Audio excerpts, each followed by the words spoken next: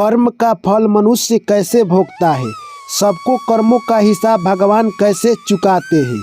जी हाँ दोस्तों, आज की वीडियो में हम लोग जानने वाले हैं कि अगर कोई मनुष्य गलत काम करता है तो उसका फल उसे कब मिलता है, अगर कोई मनुष्य सही काम करता है तो उसका फल उसे कब मिलता है। दोस्तों, आपके मन में एक सवाल चल रहा होगा जो कि बहुत कॉमन सवाल है। दोस्तों, कहें तो एक एग्जाम्पल से समझते हैं। एक बूढ़ा व्यक्ति है जो कि बहुत अच्छा काम कर रहा है और कुछ दिन अच्छा काम करने के बाद उसकी मौत हो जाती है। तो आप सोचिए दोस्तों कि उसका अच्छा कर्म जो किया है उसका फल उसे अब कब मिलेगा। वो तो इस धरती पर नहीं है, पर उसको फल कब मिलेगा, क्या आप दोस्तों गेस कर सकते हैं? नहीं। तो चलिए दोस्तों, आज की कहानी के माध्यम से हम लोग समझने का प्रयास करेंगे कि इंसान अगर अच्छा काम करता है तो उसका फल कब मिलता है और ख़राब काम करता है तो उसका फल कब मिलता है। तो जो भी हमारे प्यारे साथी और भाई एवं बहन और जो भी हमारे दर्शकगण हैं, उनसे हाथ जोड़कर मेरी निवेदन है कि आप लोग चैनल को पहले सब्सक्राइब कर लीजिए, क्योंकि कहानी चालू होते ही आप लोग कहानी में खो जाइएगा, आपको याद नहीं रहेगा। इसलिए हम आपको याद दिला रहे हैं कि आप लोग चैनल को सब्सक्राइब कर लीजिए और नोटिफिकेशन को ऑन कर लीजिए और वीडियो को लाइक कर दीजिए। तो चलिए दोस्तों, कहानी को शुरू करते हैं। यह बात दोस्तों यानी मध्य नगर की है। मध्य नगर में एक राज्य था जिसमें एक राजा रहा करता था। दोस्तों, कहे तो वो मन का बहुत क्षुद्र राजा था, यानी कहे तो वो लोभी, पापी और काम वासना राजा था। दोस्तों, कहे तो वो काम वासना के फेर में हमेशा रहता था। कहे तो दोस्तों उसकी दो रानियां थी, फिर भी वो काम वासना के फेर में हमेशा रहता। वो अपने राजपाट से ज़्यादा अपनी रानियों के फेर में रहा करता था। दोस्तों, आपको बता दें, समय किसी का एक जैसा नहीं रहता है, चाहे रंक हो या राजा, उसका समय धीरे धीरे बीतता है। दोस्तों, ऐसे ही हुआ राजा के साथ। धीरे धीरे उसका समय बीतता गया और राजा अब बूढ़ा हो गया, पर वो काम वासना में इतना व्यस्त रहता था कि फिर से वो सोचता कि मैं जवान हो जाऊं और फिर से अपना काम वासना चालू करूं। दोस्तों, पर धरती पर ऐसा कभी भी नहीं हुआ है कि जो व्यक्ति बूढ़ा हो गया वो फिर से जवान हो सकता है, यानी ये प्रकृति के विपरीत होगा। ऐसा कभी भी नहीं हुआ है इस धरती पर वो राजा अपने पूरे राज दरबार सहित पूरे इलाके में जो भी राज दरबार थे उनमें भी ये सूचना फैला दिया कि जो व्यक्ति अगर हमको जवान कर देगा उसके लिए मैं आधा राजपाट दे दूंगा। यह बात सुनकर बड़े बड़े यानी कहे तो विद्वान उसके सामने आए, यानी दोस्तों वो आना नहीं चाहते थे, पर उनको प्रेशर में राजा के द्वारा बुलाया गया। क्योंकि दोस्तों ये सत्य कथन है, जो व्यक्ति बूढ़ा हो गया है वो कभी जवान नहीं हो सकता। पर सभी लोग आए, जो भी विद्वान थे उनके सामने आए और सभी ने हार मान लिया। उसमें से एक साधु था जो यह सोच रहा था कि राजा तो ऐसे ही आधा राजपाट दे रहे हैं, क्यों ना मैं इनके मौका का फ़ायदा उठाऊं। यहाँ पर जो भी विद्वान आए हैं वो सारे लोग चले गए हैं। इतने में वो साधु बाबा कहने लगे कि मैं आपको, हे राजन, मैं आपको यानी कहे तो जवान कर दूंगा। हमारे पास ऐसी कुछ जड़ी बूटी है जिससे कि आप जवान हो जाएंगे। जैसे ही यह बात राजा सुनता है वो काफ़ी खुश हो जाता है और साधु बाबा से कहने लगता है कि आप अब हमारे घर ही रहिए और मुझे जवान कर दीजिए। अगर आप इस काम में सक्षम होते हैं तो मैं आपको आधा राजपाट दे दूंगा। यह बात सुनकर साधु बाबा कहते हैं, पर तुम्हें मैं उसी शर्त पर जवान करूंगा। मेरी कुछ शर्त है, अगर आप मानने के लिए तैयार है तभी मैं आपको जवान करूंगा। यह बात सुनकर राजा कहने लगा कि आखिर कुछ ही दिनों का बात है, उसके बाद मैं फिर जवान हो जाऊंगा और अपने रानियों के साथ मस्ती भरी जीवन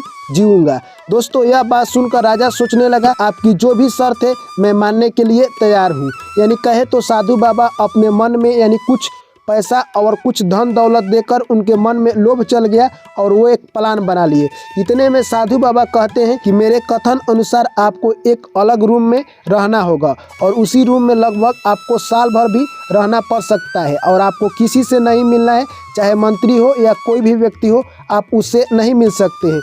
यहाँ तक कि आप अपनी रानियों से भी नहीं मिल सकते हैं। सिर्फ मैं आपसे मिलूंगा और मैं आपका जड़ी बूटी उसी में दावा करूंगा। यह बात सुनकर राजा अगले दिन अपना इंतजाम करा लिए एक अलग रूम में, और उन्हीं के रूम पर यानी कहे तो गेट पर खाना रख दिया जाता था और राजा से मिलने के लिए कोई नहीं जाता था। दोस्तों, धीरे धीरे समय बीतता गया और जो कि साधु बाबा थे उसके राज दरबार में साधु बाबा काफ़ी पॉपुलर हो गए थे, क्योंकि राजा को वो जवान कर रहे थे। दोस्तों, साधु ने क्या किया कि जहाँ पर राजा को रखा था उसी रूम के नीचे से एक सुरंग बनाया और एक जंगल में सुरंग बना दिया। कहे तो जंगल से अगर आप प्रवेश करते हैं तो राजा के रूम में आ सकते हैं। दोस्तों राजा थोड़ा सा बूढ़ा हो चुका था, धीरे धीरे और वो बूढ़ा होते गया और साधु बाबा उसको कोई जवान होने वाली दवा नहीं देते बल्कि नशा की दवा दे देते थे और उसी में वो नशा खाकर पड़ा रहता। जब साधु बाबा उससे मिलने के लिए जाते उसे बोलते कि अब तुम धीरे धीरे जवान हो रहे हो और आने वाले दिनों में तुम्हारे हाथों पर जो झुर्रियाँ है और गालों पर वो धीरे धीरे समाप्त हो जाएगी और तुम जवान और एक सुशील नवयुवक की तरह तैयार हो जाओगे। यह सब देखकर तुम्हारी रानियाँ बहुत खुश होगी, इसलिए तुम और कुछ दिन बर्दाश्त कर लो। दोस्तों ऐसे ही वो साधु बाबा प्लान बनाए और एक दिन वो जंगल में घूमने के लिए गए तो उन्हें एक राजा के हम शकल एक लड़का दिखाई दिया, जिसको देखकर साधु बाबा हैरान हो गए। वो सोचने लगे कि मैं इस लड़का को उस राजा की जगह ले जाकर बैठा देता हूँ तो मेरा प्लान सक्सेस हो जाएगा और मुझे आधा राजपाट मिल जाएगा। दोस्तों जो सुरंग बनाए थे उसी सुरंग के माध्यम से उस लड़का को यानी उस राज दरबार में लाने का साधु बाबा प्लान बना रहे थे। यह सब बात उस लड़का को साधु बाबा बताते हैं कि क्या तुम राजा बनना चाहते हो। यह बात सुनकर वो लड़का चौंक गया। दोस्तों अगर किसी को फ्री में राजा बनना हो तो वो क्यों नहीं बनेगा। लड़का यानी साधु बाबा की बात को स्वीकार कर लेता है और साधु बाबा कहते हैं कि राजा तो तुम बनोगे पर मेरे हुक्म के अनुसार तुम्हें काम करना होगा। यह बात सब सुनकर लड़का स्वीकार कर लेता है और साधु बाबा उसी गुफा के अंदर से उस लड़के को उस रूम में लेकर आते हैं और राजा को यानी खाना में जहर देकर मार देते हैं और राजा को ले जाकर उसी जंगल में फेंक देते हैं और उस लड़का को राजा के जगह पर लाकर रख देते हैं। और अगले दिन राज दरबार में घोषणा करते हैं कि हमारे राजा जवान हो चुके हैं और अगले दिन राजा निकलने वाले हैं, इसलिए आप लोग राज दरबार में आइए और उनका भव्य स्वागत कीजिए। जैसे ही अगले दिन सुबह हुआ सभी लोग राज दरबार में आए और साधु बाबा ने उस रूम में से उस लड़के को निकाल कर लेकर आए। वो लड़का सिर्फ एक शीशा में अपने आप को देख रहा था। यह सब स्थिति देखकर सभी लोग समझ गए कि यानी जो राजा बूढ़ा हुआ था वो फिर से जवान हो गया। यानी वो लड़का कहे तो दोस्तों काफ़ी अच्छा एक्टिंग कर रहा था, जिससे किसी को विश्वास नहीं हुआ और उसका शक्ल राजा से मिलता जुलता था। दोस्तों उसके बाद साधु बाबा कहते हैं कि राजा का एक पूर्ण जन्म हुआ है, ये सब कुछ भूल चुके हैं, अब से इनको नया सिरा से सब कुछ राज के बारे में बतलाना होगा। और उनकी रानियां भी उनको देखकर काफ़ी खुश थी। दोस्तों धीरे धीरे समय बीतता गया और राजा वहां के बारे में सारी कुछ जानकारियां इकट्ठा कर लेता है, यानी कहे तो वो लड़का इकट्ठा कर लेता है और रानिया के बारे में भी अच्छी तरह से जान लेता है। अब कहे तो दोस्तों वो साधु बाबा की बात नहीं मानता है और साधु बाबा से बिना कहे ही वो काम करने लगा। यह बात साधु बाबा को पता चलता है। साधु बाबा अब राजा से गुस्सा होने लगते हैं और एक दिन अकेले में टाइम निकाल कर बात करते हैं।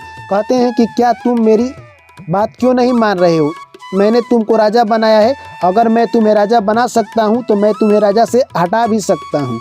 इतने में वो लड़का कहने लगा कि आपने मुझे राजा बनाया है, हटाने की आपकी कोई पावर नहीं है।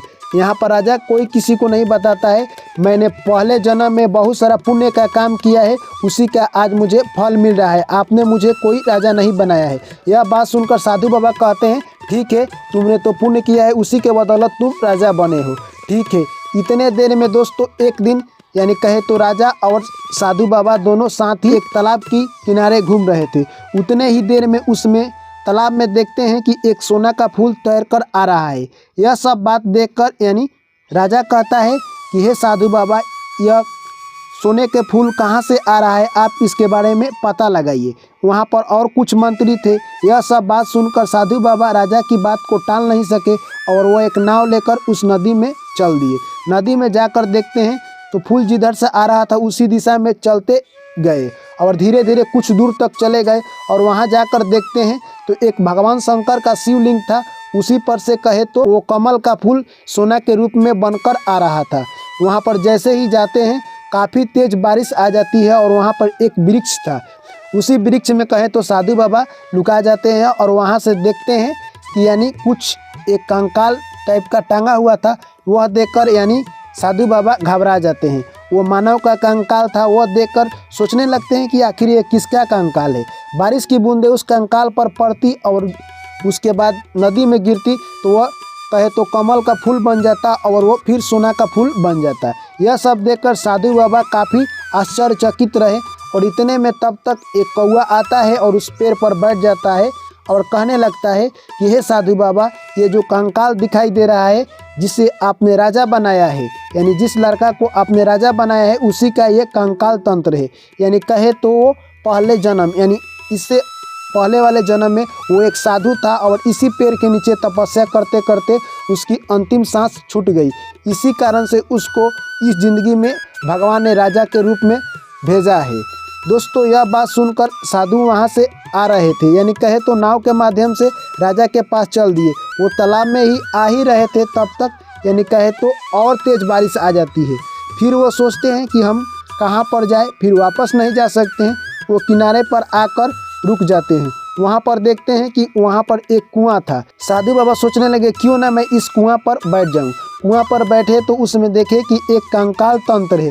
कंकाल तंत्र को देखकर साधु बाबा सोचने लगे कि ये किसका कंकाल तंत्र है। उसमें जैसे ही साधु बाबा देखते हैं तब तक उनका पैर फिसल जाता है और उसी में गिर जाते हैं। उस कंकाल तंत्र में से बहुत सारे कहे तो यानी कीड़े निकल रहे थे और कीड़े साधु बाबा को काटने लगे और अंततः साधु बाबा का उसी में अंत हो गया। तो दोस्तों कहे तो इस कहानी के माध्यम से आपने क्या सीखा। दोस्तों इस कहानी के माध्यम से हमें यही सीखने को मिला कि इंसान जैसा कर्म करता है उसका फल उसी जन्म में उसे भोगना पड़ता है। अगर गलती से उस जन्म में उसका फल नहीं मिलता है तो अगले जन्म में उसे जरूर मिलेगा। जिस तरह वो लड़का जो कि राजा बना था वो पिछले जन्म में एक बहुत बड़ा महात्मा था। वो तपस्या करते करते भगवान की भक्ति में लीन रहते रहते वो इस दुनिया को छोड़ चला और इस जन्म में आया तो उसे उसका पुण्य मिला और उसका फल इस जन्म में राजा के रूप में उसे मिला। तो दोस्तों इस कहानी से आपको क्या सीख मिली है कमेंट करके हमें जरूर बताएं। वीडियो को लाइक कीजिए, दोस्तों के साथ शेयर कीजिए, चैनल को सब्सक्राइब कीजिए। चलिए आपसे मिलते हैं अगली कहानी में। तब तक के लिए सभी प्यारे साथियों और मेरे भाई एवं बहनों को मेरा प्यार भरा नमस्कार। जय श्री कृष्ण, राधे राधे।